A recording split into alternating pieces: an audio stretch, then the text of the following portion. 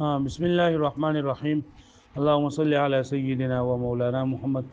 وعلى آل سيدنا ومولانا محمد وبارك وسلم وصلي عليه. رب زدني علما، رب اشرح لي صدري ويسر لي امري واحلل عقدة من لساني يفقهوا قولي.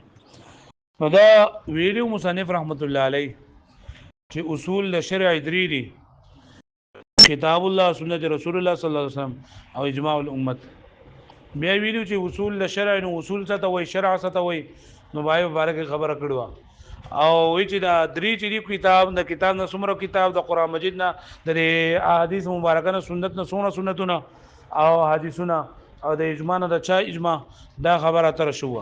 بیا ویلو چې ول اصل الرابع القياس. نو د قیاس خو څلور قسمونه دي، نه دا سره د قیاس شرعي قید ولي ونه لګو، دا غي خبره تر هم پرون شو. او بیا هغه قیاسونه کم چې د قران نه مستنبط وي، کم د حدیث نه مستنبط وي، کم د اجماع نه مستنبط وي، دا غي مثالونه په پرون سبق شو. نن په دغه عبارت چې دی مصنف د منار ویل لري ول اصل الرابع القياس. د دې عبارت په فائدې ذکر کوي چې یو دا ده چې عام مصنفین چې کله وایي نو هغه وایي چې الګ اصول د شرع سلور دي. اصول د شرع سوري سلور دي. کم دي؟ کتاب الله، سنت رسول الله صلی الله علیه وسلم، اجماع الامت او قیاس. وې د په دې طریقه باندې ولي چې لاولي اصول د شرع درې دي او بیا سلورم اصل پکې سره قیاس ته. نیو خبره دا کوي چې دا قیاسي د دې دریو نه علاوه ولې ذکر کو. او دویمه خبره بدا کوي چې دا درې وی چې ان اصول الشرع ثلاثه، نو په دویمه پیر باندې ولې ول اصل الرابع وي. نو اولی خبره جوابدارې چې دا خبره زکه وکړه اولنی درې جدا بیان کړل او اخرانه جدا بیانې چیرې د قیاس درجه غوړې د درې ورنه ورستو ده چې اول منګه یو حکم ثابتو نو هغه لپاره به دلیل منګه اول په کتاب الله کې ګورو. کله کتاب الله کې موجود نه بیا په سنت رسول الله صلی الله علیه وسلم کې ګورو. کله سنت رسول کې موجود نشو، دا موجود وبګه موږ ته معلوم نشو،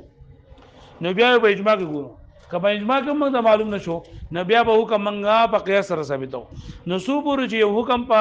کتاب الله کې موجود وو، سو پور چې یو حکم داغي دلیل په قران کې موجود او په حدیث کې موجود او په اجماع کې موجود او په قیاس سره نه ثابتيږي. نو بدی کې دا څلورم په جدا ځکه وې کنه چې د دې دا خدي خبره باندې خبرداري راشي چې د دې څلورم درجه د دې دریو نورستو ده چې اول به منګه د دې دریو کې ګورو. په دې خبره باندې پوه شوي ها. بیا وی چې دا ول اصل الرابع او القياس دا چې جدا ذکر کو، نو بدی کې رد په هاي کسانو باندې کم چې د قیاس نه منکر دي، او چې را بس قران او حدیث پوری دي او نور په قیاس سره څه حکم نه ثابتيږي. پوه شو به باندې په قیاس سره حکم نه ثابتيږي. نو غیلا دا ول اصل الرابع چې په دې کې په هغه باندې چې نه رد راشي او رد په دو باندې دغه راشي صراحتا نشي. نور کله چې ویل چې اصول شرعي سلور دي، قران حدیث اجماع او قیاس، نو بیا هم په باندې رد راغلو خو ضمني تور باندې براغلو صراحتا منو راغله. پوه شو یو خبره په پاتې شو په دې کتاب کوم بیا زو مخکې وانما اورد بهذا النمت او بشک مصنف رحمت الله علیه راوړی دا عبارت په دې طریقه باندې، په کومه طریقه باندې چې دا والاصل الرابع القياس، یعنی د سچل وکو چې لاولي اصول شرع درې دي او بیا دا سلورم په جدا ذکر کو. نو سلورم ولې جدا ذکر کو؟ نو داغه وجه وي چې مصنف رحمت الله علیه وانما اورد بهذا النمت راوړی په دې طریقې سره ولم يقول او د سینې ویلي چې ان اصول الشرع اربعه، چې اصول الشرع سلور دي: الكتاب والسنه والاجماع والقياس. ولې دا چل کړل؟ ليكون تنبيها على ان الاصول الاولى قطعيه والقياس ظني، چې دا اولنی درې اصول چې دا قطعي دي او اخرنه ظني دي. یعنی درجه د دریو اول او د اخرین درجه چې دا سره ورستو ده. د دې اولنی دریو درجه ولې قطعي ده؟ دا ولې اول ده؟ نو ځکه وایي چې هغه قطعي دي او قیاس دا سره ظني دي. اوس وایي کنه چې منګه دا خبره وکړه چې دا کتاب الله سنت رسول الله صلی الله علیه وسلم اجماع له پر سره چې کوم احکامات ثابت شي نو هغه قطعي وي او قیاس ظني دي. نو دا خبره وکړه په اعتبار د اغلب او د اکثر سره کنه د کتاب الله یو قسم دی خاص او عام. بیا په عام کې د عام څه قسمونه دي: عام مخصوص عنه البعض او عام غیر مخصوص عنه البعض. نو عام مخصوص عنه البعض دا چې نه دا ظني دي، دا سره ځواني دی زموږ په باندې عام مخصوص عن الباس سره ځواني دی نو ته چې لکه دا غوتا محکمات ویل چې اولنی درې اصول قطعي دي نو عام مخصوص عن الباس دا هم د کتاب الله قسم دی او عام مخصوص عن الباس چې د کتاب الله قسم دی نو دا قطعي نه دی بلکې سره ځواني دی نه ما چې دا قطعي ویلي دا په اعتبار د اغلب سره ویلي چې ډیر بګه قطعي دي نو ځکه پوه شئ او قیاس ونی نه نو دا هم په اعتبار د اغلب او د اکثر سره کله ها قیاس کم چې د قران او د حدیث نه مستنبط وي کم چې د قران او د حدیث نه مستنبط وي نو هغه قطعي وي اسوي قطعي وي ځنی نه وي نو دی وجنه دا قطعي او ځنی چې ویل نه نو دا په اعتبار د اغلب او د اکثر سره ویل دی هغه پوه شئ وایي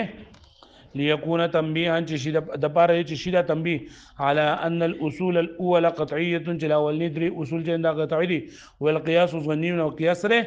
ظني دي وهذا او دا قطعي کېدل لا ولندري قطعي کېدل او دا اخرنی دا ظني کېدل باعتبار الاغلب والاكثر دا په اعتبار د غالب او د اکثر سره دي والا کده سنشي نفل عام المخصوص منه البعض وخبر الواحد ظني چې عام مخصوص عن البعض او خبر واحد ظنی ده خبر واحد به ان شاء الله ورسو راځي پیغمبر صلی الله علیه وسلم په زمانه کې ورسو بیا داغه هغه یو یا دوه کسان نه نقلی ان شاء الله ورسو بالته کې بیا دغه کوي ابن حجر رحمت الله علیه دی په اختلاف ته ابن حجر رحمت الله علیه چې بس حد تواتر ته نه رسیدل کوم مشهور یو کني والقياس بعله منصوصه قطعي او قياس چې کوم په علت منصوصه سره راغلی لکه منګه چې وې کنه علت منصوصه قران مجید نام چې منګه وې چې حرمت لواتت دا قیاس ته په حرمت دغه باندې حالت هیڅ کې په جمع کول باندې لکه پوه شوي نو دا سره قطعي دی نو د قیاس دا ځن کېدل او د لاولنی دریو دا قطعي کېدل دا په اعتبار د اغلب او د اکثر سره لکه پوه شوي دویمه خبره ده چې دی مصنف رحمت الله والاصل الرابع په دویم اصول الشرع کې هم اصول ذکر کړل او چې څلورم ذکر کړي نو دویم دا سره بیا پکې په دویم بیرمانه دا الاصل ټکه یو ځکو نو هدايه ولې نو انه لما قال والاصل کله چې مصنف رحمت الله والاصل ویل نو کان ردا على منکری القياس نو دا شو رد په منکرینو د قیاس باندې منکری فاصل کړي منکرین القياس او د اضافه د وجه نه قانون غوړېدل لري نو منکر القياس روغ شوی دی قصدا وصريحا مطلب دا دی چې دا قصدا او صراحتا کله چې ویل چې اصول د شریعت څلور دي کتاب الله سنت رسول الله صلی الله علیه وسلم اجماع الامه او قياس نو هم په دغه منکرین د قياس باندې رد کړ شو لیکن صراحتا بنو پوه شوي او د چې بدوي چې ول اصل الرابع نو باغ باندې دا صراحت وکړو باغ په بیا ولما قال الرابع چې ول اصل الرابع سلورم بګوي نو کان دالن نو دا دلالت کوي على ان مرتبته بعد الاصول الثلاثه چې د دې مرتبات د دریو اصول نو ورستو ده فما دام كان الحكم موجودا فسوبر چې حکم موجود وي په واحد من الثلاثه په دریو کې په یو کې نو لم يحتاج الى القياس دا محتاج نه قياس ته پوه شو به باندې اوس دی وای کنه چې ته وی چې هغه اصول د شرع سلور دي نه دا خو اصول نه دي دا کتاب الله سنت رسول الله صلی الله علیه وسلم او اجماع الامه او قياس نو دا خو اصول نه دي دا خو فروع دي ځکه کتاب الله دا الله فرع ده الله اصل له ده الله ته کوم ثابت او کتاب الله ده کنه او سنت رسول الله صلی الله علیه وسلم دا دغه فرع ده د پیغمبر صلی الله علیه وسلم فرع ده دغه چې پیغمبر علیه الصلاه والسلام اصل دی کنه او دغه شاید اجماع دا فرع ده په دې اعتبار سره چې دا د داعی فرع ده د سفر علی د داعی فرع ده نو موږ ته ورې د چلې کنه چې تا ځان ولې لیونه کې د یو څه مختلف اعتبارات دي یو سړی د هم زوی ده هم خاوند ده هم رور ده هم پلار ده پوه شئ د دې په څوک ده دا ان شاء الله وینو ان شاء الله کله دا موږ دې نسبت وکړو چې خپل ورته نسبت وکړو موږ ان شاء الله ورور ده او کله ان شاء الله زوی ته موږ نسبت وکړو نو د زوی په نسبت سره دی ورور ده پلار ده او د نوسی په نسبت سره نه کړي کله د لور واده شوی نو دا هغه کس په اعتبار سره ده سره سخر ده نو سړی یو ده او اعتبارات سری جدا دي نو کتاب الله سنت رسول الله په یو اعتبار سره خو اصول دي ځکه چې دین احکامات ثابتيږي او کدی ته نسبت وکړي چې دا قران مجید تعلق د الله سره دی جو دا الله تعالی اصل قران کتاب الله فرع ده سنت رسول الله صلی الله علیه وسلم کدی نسبت چې رسول الله صلی الله علیه وسلم دا نو رسول الله صلی الله علیه وسلم اصل له دی فرع ده لکه پوښوي دا کوي ثم لا باس بیا باغ نشته پرې خبره کې سحارج پکې نشته پرې خبره کې اي يكون هذه الاصول فروع لشيء اخر چې شي دا اصول فروع د بل څه د پاره لانها كلها اصول بالنسبه الى الحكم زګه دا ټول چې دي ته موږ اصول ویلي دي دا په نسبت سره حکم دی ویلي دي په نسبت سره څه ده حکم ده کله چې نشي نو فالکتاب والسنه فرع للتصديق بالله ورسوله چې کتاب او سنت دا فرع ده د تصدیق د الله او د رسول والاجماع فرع للداعي او اجماع فرع د داعي ده والقياس فرع للثلاثه او قياس ده د درو فرع ده لکه بری پوښوي وسو ګوره ماته دا پدې د اصول شرع سودي سلور دي اوس پدې کې وجه الحصر بیان سبق بیان وجه الحصر دې ته ویلېږي چې ته وې کنه چې دا اصول شرعيه اصول الشرع سلور دي نو اصول الشرع درې ورې دي اصول الشرع چې دا 15 ورې دي شپږ ورې دي د څه یو دلیل بیان کا چې د دې دا په سلور قسمونو کې راګیر کی د څه وجه بیان کا چې هغه په دې کې دا راګیر کې په سلور قسمونو کې نو دې ته وجه الاثر دلیل الاثر وای نو استدلال نیونکه بخالی نوی د دوه حالونه یا به دلیل نیولې په وحی سره یا په غیر وحی سره که دلیل نیولې په وحی سره نو وحی بخالی نه د دوه حالونه یا به دا وحی مطلوبی یا به وحی غیر مطلوبی وحی مطلوب تاسو خو تفسیر کړل کنه وحی مطلوب هغه وحی ته لګیږي چې دا هغه وحی تلاوت کول کېږي او وحی غیر مطلوب هغه ته لګیږي چې هغه تلاوت نه کول کېږي په تلاوت کې ثواب نه قرآن مجید ته کدا وحی مطلوبه جوړی د کتاب الله وحی او کا وہی غیر مطلوبه جدا به د تسوی لګیږي سنت رسول الله صلی الله علیه وسلم او کا د مستدل دلیل نیونکه دلیل نیولای په غیر وحی سره نو بیا به دوه حل نه خالی نه یا د ټولو حکمي د ټولو خبره وي یا به د بعضوي کله ټولو خبره وا جو اجماع ده او کله ټولو خبره نه جو قیاس ده نشوي پوها ها وجه حصر په سلور قسمونو کې دلیل نیونکه به خالی نه یا به د دلیل نیولای په وحی سره یا په غیر وحی سره که په وحی سره نیولای نو بیا څو قسمونه دي او وحی بیا مطلوبی یا بغیر که وحی مطلوب نو سره او که وحی غیر مطلوب نو بیا او که وحی نو بیا به انا خالی نه یا به قول د کل وی یا به قول د بعض وی که قول د کل وی نو سره او که قول د بعض وی نو بیا وګورئ ووجه الحصر في هذه الأربع أو وجد حصر بدي سلورك أن المستدل دليل نونك لا يخلو خالب نبي إما أن يتمسك بالوحي يا بد دليل ولا يبي بوحي سرا أو غيره يا بغير ده وهنا كبوي سرين ولا نو الوحي إما مطلوب وهي بدسي تداغي بتلاوت كولا كيجي تلاوت كولا كيجي شيء هو الكتاب